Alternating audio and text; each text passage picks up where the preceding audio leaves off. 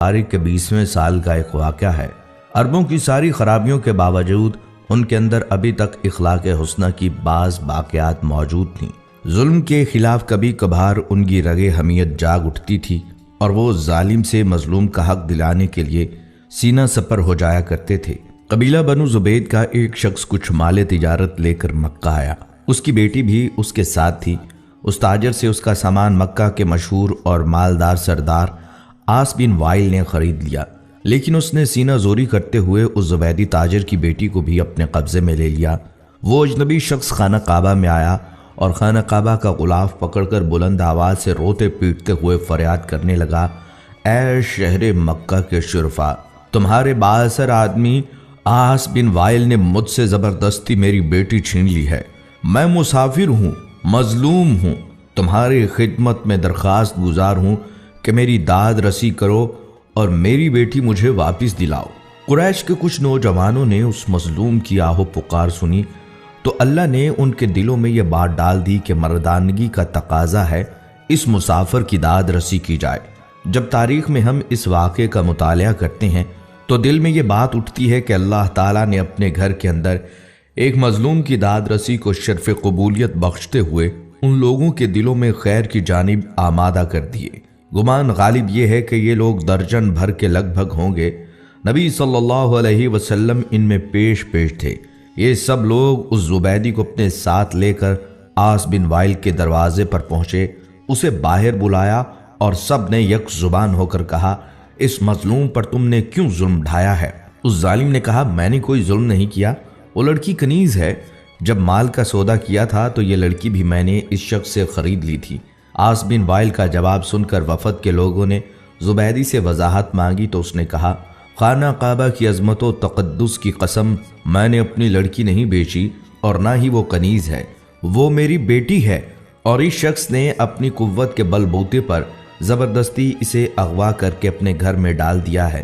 اس پر وفد کے لوگوں نے سختی کے ساتھ عاص بن وائل سے بات کی تو اس بدبخت نے اپنے جرم کا اعتراف کر لیا اور زبیدی کی لڑکی اسے واپس دینا پڑی۔ لڑکی واپس کرنے کے وقت بدبخت عاص نے ارکان وفد سے کہا کہ میں کل صبح لڑکی واپس کروں گا، ایک رات مجھے اس کے ساتھ گزار لینے دو۔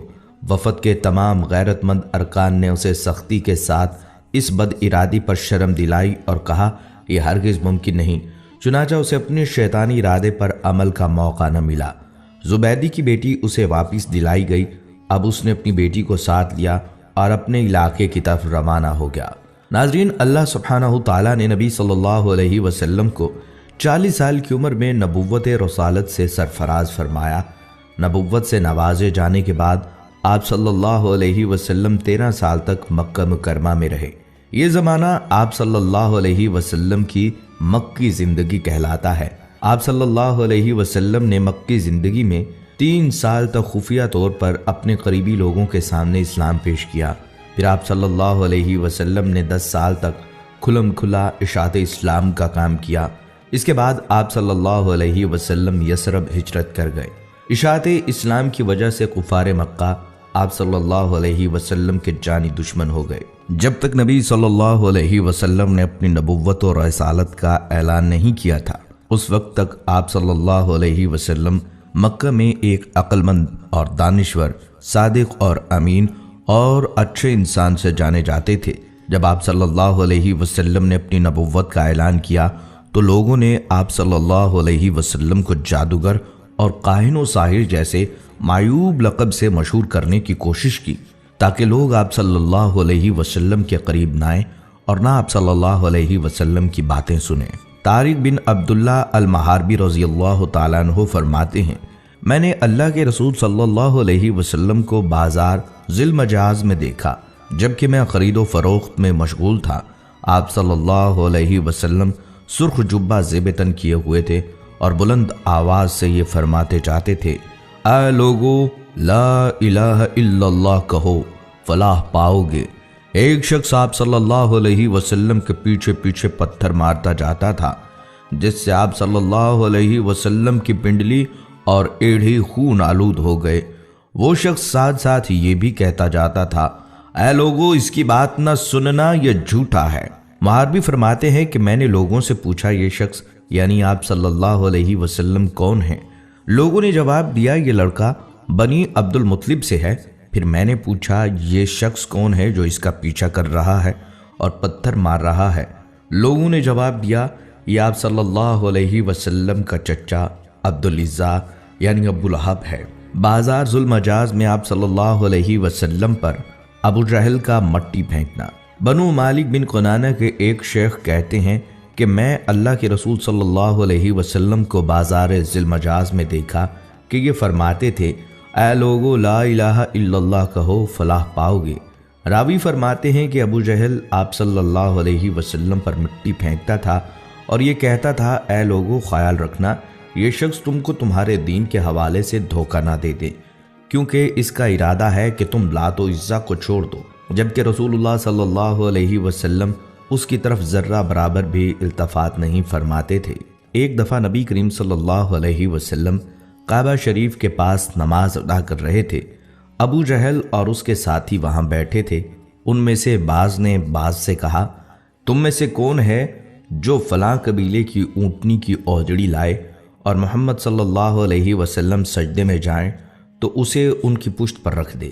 عقبہ بن ابی معیط جو نہایت بدبخت شقی القلب اور ملعون تھا وہ وہاں سے اٹھا اور اوجڑی لے کر آیا۔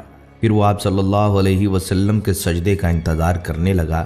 جب آپ صلی اللہ علیہ وسلم نے سجدہ کے لیے اپنے چہرہ مبارک کو زمیں بوس کیا تو اس نالائق نے اس اوجڑی کو آپ صلی اللہ علیہ وسلم کی پیٹھ پر کندھوں کے درمیان رکھ دیا۔ آپ صلی اللہ علیہ وسلم اس کے بوجھ کی وجہ سے اٹھ نہیں پا رہے تھے، سجدے کی ہی حالت میں پریشان تھے۔ دوسری طرف ابو جہل اور اس کے بغیرت ساتھی سب کے سب ہنسنے اور ٹھاٹھے مارنے میں مصروف تھے۔ حضرت عبداللہ بن مسعود رضی اللہ تعالیٰ عنہ یہ سب کچھ دیکھ رہے تھے، مگر اپنی کمزوری اور ظالموں کے خوف سے رسول خدا صلی اللہ علیہ وسلم کا دفاع کرنے سے عاجز تھے۔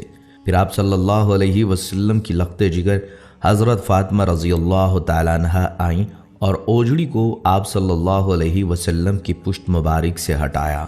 حضرت عروہ بن زبیر رحمۃ اللہ علیہ نے عبداللہ بن عمر بن عاص رضی اللہ تعالیٰ عنہ سے پوچھا مجھے اس سخت تکلیف سے باخبر کیجئے جس سے مشرکین نے آپ صلی اللہ علیہ وسلم کو دوچار کیا۔ انہوں نے فرمایا ایک بار نبی صلی اللہ علیہ وسلم حتیم میں نماز ادا کر رہے تھے، اچانک عقبہ بن ابی معیط آیا اور آپ صلی اللہ علیہ وسلم کی گردن میں اپنا کپڑا ڈال دیا۔ پھر اس نے سخت طریقے سے آپ صلی اللہ علیہ وسلم کا گلا گھونٹا۔ پھر ابو بکر رضی اللہ تعالیٰ عنہ آئے اور انہوں نے عقبہ کا موڈھا پکڑا اور اس کو نبی صلی اللہ علیہ وسلم سے ہٹایا اور فرمایا کیا تم مار ڈالو گے اس شخص کو اس وجہ سے کہ وہ کہتا ہے کہ میرا رب اللہ ہے؟ اپنی زندگی میں رسول اللہ صلی اللہ علیہ وسلم اور ان کے ساتھیوں کو ان کے عقائد کی وجہ سے ستایا گیا، ان کا بائیکاٹ کیا گیا، یہاں تک کہ آپ پر براہ راست حملے بھی کیے گئے۔ ان چیلنجز کے باوجود رسول اللہ صلی اللہ علیہ وسلم امن اور سماجی انصاف کا پیغام پھیلانے کے عزم سے کبھی پیچھے نہیں ہٹے۔ انہوں نے اپنی اہلیہ اور قریبی ساتھیوں کی وفات سمیت کئی غم اٹھائے، یہاں تک کہ اپنے پیروکاروں کے ساتھ مل کر مساوات، انصاف اور بھائی چارے کے اصولوں پر مبنی ایک نیا معاشرہ قائم کرنے میں کامیاب ہو گئے۔ ناظرین، ایک یہودی جس کا نام لبید بن عاصم یہودی تھا، اس نے حضور اقدس صلی اللہ علیہ وسلم پر جادو کر دیا۔ بعض روایات میں آتا ہے لبید بن عاصم یہودی جس نے نبی صلی اللہ علیہ وسلم پر جادو کیا تھا، اس نے اپنی لڑکیوں کو جادو سکھایا تھا اور ان لڑکیوں نے تانت کے دھاگے کو لے کر اس میں گرہیں باندھی تھیں اور اس تانت کے دھاگے کو کنگھے کے اندر لگا دیا تھا۔ اس جادو کی وجہ سے نبی صلی اللہ علیہ وسلم کی طبیعت کچھ ناساز ہو گئی، اور ناساز اس طرح ہوئی کہ بعض اوقات وحی کے علاوہ دیگر امور میں آپ صلی اللہ علیہ وسلم ایک کام کر لیتے مگر خیال ہوتا تھا کہ نہیں کیا۔ ایک دن آپ صلی اللہ علیہ وسلم نے حضرت عائشہ صدیقہ رضی اللہ تعالیٰ عنہا سے فرمایا کہ مجھے جو تکلیف چل رہی ہے اس کے بارے میں اللہ تبارک و تعالیٰ نے مجھے خواب میں اس کا اصل سبب بتا دیا ہے۔ میں نے خواب دیکھا ہے کہ دو فرشتے آئے اور آ کر میرے پاس بیٹھ گئے اور انہوں نے آپس میں گفتگو شروع کی کہ ان صاحب کو کیا ہوا، ان کو کیا تکلیف ہے۔ دوسرے فرشتے نے جواب دیا کہ ان پر کسی نے جادو کر دیا ہے۔ پہلے فرشتے نے پوچھا کس نے جادو کیا ہے؟ دوسرے نے جواب دیا لبید بن عاصم کے نام سے ایک یہودی ہے، اس نے جادو کیا ہے۔ پھر پہلے نے سوال کیا کہ کس چیز میں جادو کیا ہے اور کہاں کیا ہے۔ دوسرے فرشتے نے جواب دیا کنگھے کے ذریعے جادو کیا ہے اور کنگھے کے اندر جو بال آ جاتے ہیں کنگھا کرتے وقت ان بالوں کو بھی استعمال کیا ہے۔ پوچھا کہ کہاں ہے؟ جواب دیا وہ ایک کنواں ہے، وہاں پر اس نے جادو کے کلمات پڑھ پڑھ کر وہاں دفن کیے ہیں۔ یہ ساری تفصیل نبی صلی اللہ علیہ وسلم کو فرشتوں کے ذریعے بتا دی گئی۔ حضرت عائشہ رضی اللہ تعالیٰ عنہا سے آپ صلی اللہ علیہ وسلم نے فرمایا کہ اللہ تعالیٰ نے میری اس تکلیف کے بارے میں مجھے ساری تفصیلات بتا دی ہیں۔ چنانچہ نبی صلی اللہ علیہ وسلم خود اس کنویں کے پاس تشریف لے گئے اور وہاں جا کر دیکھا اس کا پانی بالکل پیلا پڑا ہوا تھا۔ وہاں سے وہ کنگھا بھی برآمد ہو گیا، کنگھے کے اندر جو بال تھے وہ بھی برآمد ہو گئے۔ مدینہ منورہ میں ایک یہودی عورت تھی، اس کا نام لبیطۃ الحمرا تھا۔ وہ ایک بہت ہی خبیث اور بدذات عورت تھی اور وہ حضور صلی اللہ علیہ وسلم سے بہت زیادہ جلتی تھی۔ وہ چاہتی تھی کہ نعوذ باللہ آپ صلی اللہ علیہ وسلم اس دنیا سے رخصت ہو جائیں۔ ایک دن اس عورت نے ایک جادوگر کے پاس جا کر کہا وہ حضور صلی اللہ علیہ وسلم پر ایسا جادو کریں کہ بیمار ہو جائیں۔ جادوگر نے اس خبیث عورت کو ایک تعویذ دیا اور اسے حکم دیا کہ وہ اس تعویذ کو حضور صلی اللہ علیہ وسلم کے گھر میں کسی جگہ چھپا دے۔ جادوگر کی بات پر عمل کرتے ہوئے اس عورت نے وہ تعویذ آپ صلی اللہ علیہ وسلم کے گھر میں کسی جگہ چھپا دیا۔ تعویذ کے اثر سے آپ صلی اللہ علیہ وسلم کی طبیعت ناساز ہو گئی۔ صحابہ کرام اس بات سے بہت پریشان تھے۔ انہوں نے آپ صلی اللہ علیہ وسلم کی صحت کے لیے دعائیں کی، لیکن حضور صلی اللہ علیہ وسلم کی طبیعت بہتر نہیں ہو رہی تھی۔ ایک دن حضور صلی اللہ علیہ وسلم کے صحابی حضرت زید بن حارثہ رضی اللہ تعالیٰ عنہ کو ایک خواب آیا۔ خواب میں اللہ تعالیٰ نے انہیں بتایا کہ آپ صلی اللہ علیہ وسلم پر جادو کیا گیا ہے۔ حضرت زید بن حارثہ رضی اللہ تعالیٰ عنہ نے آپ صلی اللہ علیہ وسلم کو خواب کے بارے میں بتایا۔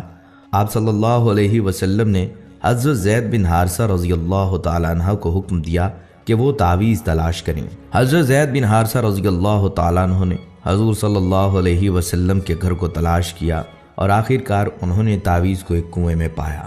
تعویذ پھینکنے کے بعد آپ صلی اللہ علیہ وسلم کی صحت بہتر ہو گئی۔ جادوگرنی کو معلوم ہوا کہ آپ صلی اللہ علیہ وسلم کی صحت ٹھیک ہو گئی۔ اس نے آپ صلی اللہ علیہ وسلم سے معافی مانگی۔ آپ صلی اللہ علیہ وسلم نے اس سے معاف کر دیا، لیکن اسے سخت سزا دی گئی۔ اسے مدینہ منورہ سے نکال دیا گیا اور اسے یہودیوں کے علاقے میں بھیج دیا گیا۔ فتح خیبر کے بعد حضور صلی اللہ علیہ وسلم کچھ دنوں تک زرعی زمینوں اور باغوں کے انتظامات اور غنائم کی تقسیم کے کاموں میں مصروف رہے۔ ظاہر ہے ان کاموں کے لیے قیام وہیں ضروری تھا۔ اسی دوران ایک عورت نے جس کا نام زینب بنت الحارث تھا، جو سلام بن مشکم کی بیوی تھی، آپ صلی اللہ علیہ وسلم کو زہر دے کر نقصان پہنچانے کی سازش کی۔ اس نے پروگرام بنایا کہ آپ صلی اللہ علیہ وسلم کو بکری کا بھنا ہوا گوشت پیش کیا جائے اور اس میں زہر ملا دیا جائے۔ پہلے اس نے صحابہ کرام سے معلوم کیا کہ آپ صلی اللہ علیہ وسلم کو بکری کا کون سا حصہ مرغوب ہے۔ لوگوں نے بتلایا کہ آپ صلی اللہ علیہ وسلم بکری کی ران شوق سے نوش فرماتے ہیں۔ اس منحوس عورت نے بکری ذبح کی اور اس کا گوشت زہر آلود کر دیا، خاص طور پر بکری کی ران پر زیادہ زہر لگا دیا اور آپ صلی اللہ علیہ وسلم کے خیمے میں لے کر آئی۔ پیارے آقا صلی اللہ علیہ وسلم مغرب کی نماز ادا کر کے خیمے میں تشریف لائے۔ دیکھا تو ایک عورت خیمے کے باہر آپ کا انتظار کر رہی تھی۔ آپ صلی اللہ علیہ وسلم نے اس سے آنے کا سبب پوچھا۔ عورت نے کہا، اے ابو القاسم، میں آپ کے لیے بکری کا بھنا ہوا گوشت ہدیہ کے طور پر لائی ہوں۔ اسے معلوم تھا کہ آپ صلی اللہ علیہ وسلم ہدیہ قبول فرما لیتے ہیں، صدقہ قبول نہیں فرماتے۔ آپ صلی اللہ علیہ وسلم نے صحابہ کرام رضی اللہ تعالیٰ عنہم سے فرمایا، اس سے کھانا لے لو۔ اس کے بعد آپ صلی اللہ علیہ وسلم نے صحابہ کرام سے جو اس وقت وہاں موجود تھے کھانے کے لیے فرمایا۔ آپ صلی اللہ علیہ وسلم نے بکری کا بازو لے لیا اور اسے منہ میں رکھا۔ حضرت بشر بن براہ بن معور نے بھی گوشت کا ایک ٹکڑا منہ میں رکھ لیا۔ ابھی آپ صلی اللہ علیہ وسلم نے بازو سے منہ لگایا ہی تھا کہ اس نے خبر دے دی کہ مجھے زہر آلود کیا گیا ہے۔